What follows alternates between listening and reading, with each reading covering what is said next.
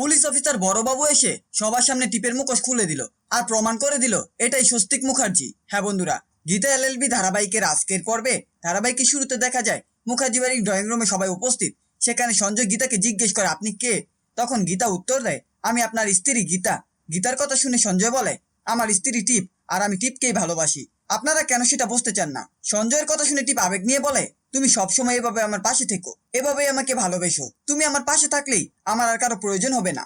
এরপর প্রিয়ম্পদা চ্যাটার্জি বিরক্ত হয়ে বলে, এই খেলা কবে শেষ হবে? আমার এসব ভালো লাগছে না। এরপর গীতা টিপকে বলে, তুমি যে জামা কাপড়গুলো কিনেছ আর আমি যে জামা কাপড়গুলো কিনেছি, আমরা কেউ নিজে হাত দেব না। স্বস্তিক নিজে যেটা পছন্দ করবে সেটাই পরবে। তখন টিপ বলে, এটা তো আমাদের মধ্যে ঠিক হয়নি। তাছাড়াও ও সঞ্জয় লাহিড়ী, স্বস্তিক নয়। টিপের কথা শুনে ইলিন বলে, কি ব্যাপার, তুমি কি ভয় পাচ্ছ?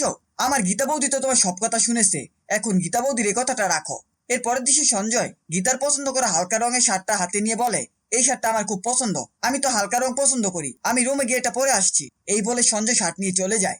সেই সময় টিপের মুখ দেখে গিনি প্রশ্ন করে, কি ব্যাপার, সঞ্জয় যে শার্টটা নিয়ে গেল সেটা তুমি কেন নি? তখন টিপ চিৎকার করে বলে, না, ওই শার্টটা আমি কিনিনি, ওটা গীতার কেনা শার্ট। টিপ আরো বলে, গীতা, তুমি কোনোদিন প্রমাণ করতে পারবে না যে তোমার কেনা শার্ট পছন্দ করেছে মানে সঞ্জয় তোমাকে ভালোবাসে।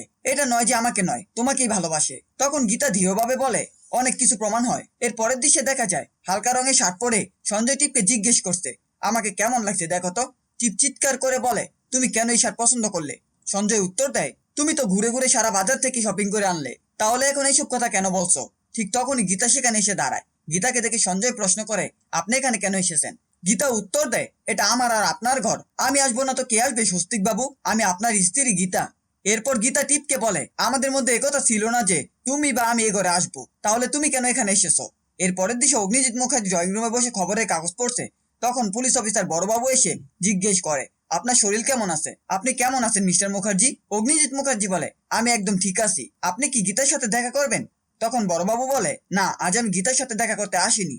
আপনাদের বাড়িতে যে সঞ্জয় রূপে ঘুরে বেড়াচ্ছে আসলে সে সঞ্জয় নয়, স্বস্তিক মুখার্জি। আমি তার সাথে দেখা করতে এসেছি, আপনি গীতাকে একটু ডেকে দিন।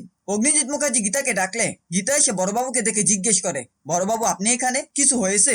তখন বড়বাবু বলে, অগ্নিকন্যা, কিছু হয়নি, তবে আপনাদের বাড়িতে যে সঞ্জয় রূপে ঘুরে বেড়াচ্ছে সে আসলে আপনার স্বামী স্বস্তিক মুখার্জি। আপনি কিন্তু দুধ কলার মতো করে বাড়িতে সাপ পুষে রেখেছেন। টিপ মোটেও ভালো চরিত্রের মেয়ে নয়।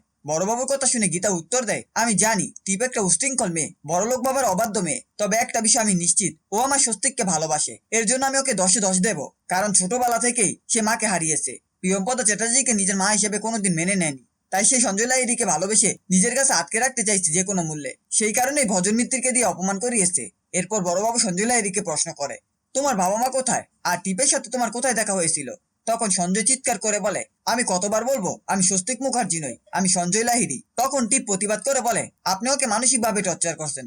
বড়বাবু উত্তর দেয়, ওর মতো অনেক ক্রিমিনালকে দিয়েই আমি সত্যি কথা বের করিয়েছি। তাছাড়া স্বস্তিক মুখার্জি আর সঞ্জয় লাহিড়ীর হাতের লেখা কিন্তু এক, সেটা প্রমাণ করে যে উনি স্বস্তিক মুখার্জি। বড়বাবু আরো বলে, স্বস্তিক মুখার্জিকে প্রথমে সাপুরে খুঁজে পায় এবং তাকে হাসপাতালে নিয়ে যায়, আর সেটা ছিল টিপদের নার্সিং হোম। সেখান থেকে তোমাদের পরিচয়। বড়বাবুর মুখে সাপুরিয়ার কথা শুনে সবাই অবাক হয়। তখন গীতা বলে, বড়বাবু ঠিকই বলেছে, স্বস্তিক বাবুকে প্রথমে সাপুরিয়া খুঁজে পেয়েছে, তারপর থেকে হাসপাতালে।